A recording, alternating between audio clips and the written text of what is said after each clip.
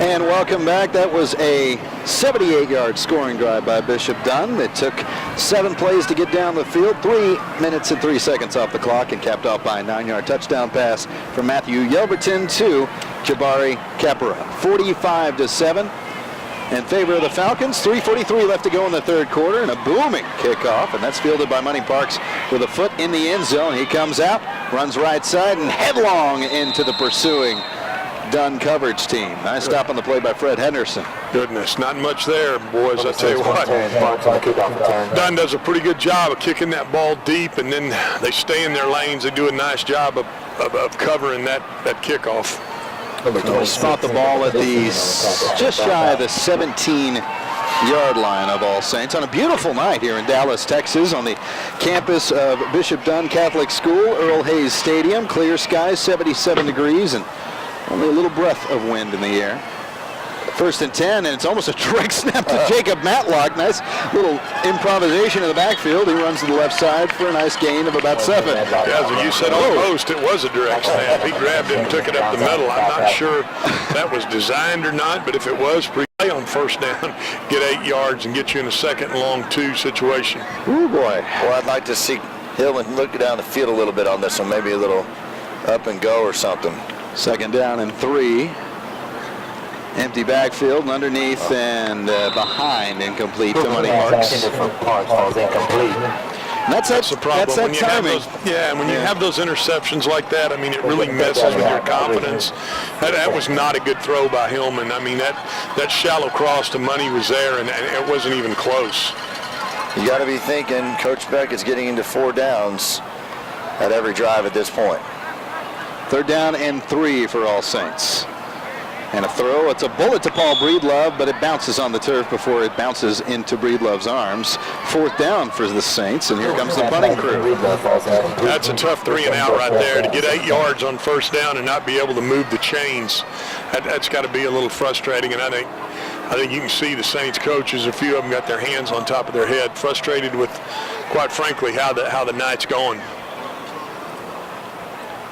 So nobody was back deep for Bishop Dunne. Now finally onto the field, was running on at the last moment, is Kobe Cabell,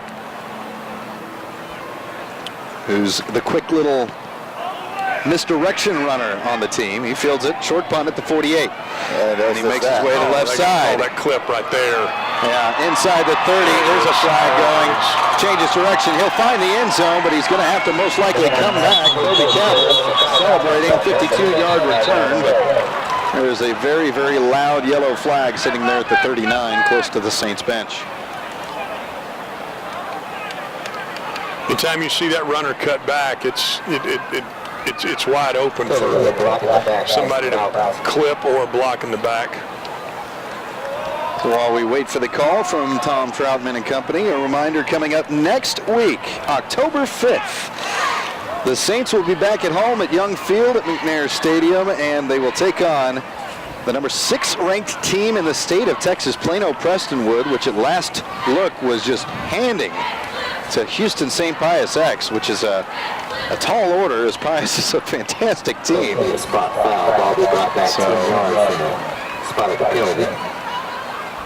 After the penalty on the return, still in Saints territory to start from the Saints 49-yard line.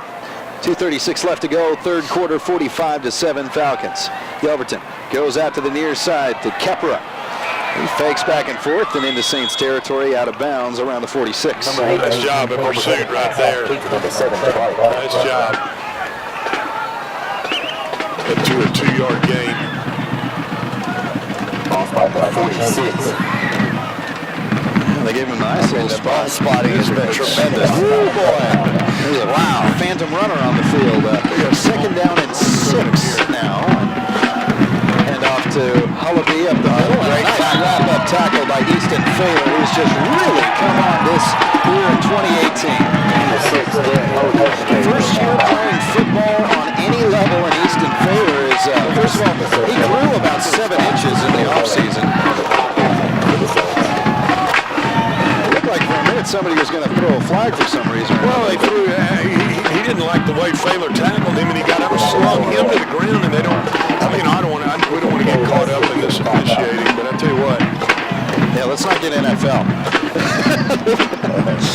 Nobody knows how to tackle there anymore. It's a big third down here. 3rd and 6. With a dump off screen to Kepra and nowhere to go. 4th down, the Falcons. 3 and out right there. That's a good 3 and out. After a big punt return, it gets called back. Saints defense comes out and gets another 3 and out. I think that's the 3rd one they've had here in this 3rd quarter. Correct, you are a stretch as we approach the final minute of the 3rd. And Ontarian Money Parks stands at his own 14-yard line to receive the Tucker Littlejohn punt. They got 10 up. I wonder if Saints is coming after this kick. And the goes back out. And all the way down to 2 seconds on the play clock. And Littlejohn, boy, as good as he has a field goal lag, as Ontarian Money Parks misses this one. It's scooped up and into the end zone. They can't score on that, I don't think. Can they? Can you score on that? It bounces up. Well, there's no indication of a touchdown. So it will be a dead ball and a 1st and goal for Bishop Dunne. And it appears to be about the 8-yard line. Boy, that's a heartbreaker for the Saints right there. You got to make those catches or just let them go, one of the two. Defense just makes a big stop for you, Chef. I mean, you make a great call right there. I mean, if defense gets off the field 3 and out, just let it go right there. I mean, the ball's going to hit on about the 10-yard line, and you can tell it's a low kick. You know what? Just let it go. And plus, you know, these lights, it's dark down on that end. That's a tough break for Saints. So a new ball comes in and nearly takes out a quarter of the officiating staff in doing so. Ooh, somebody on the Bishop Dunne coaching staff has an arm.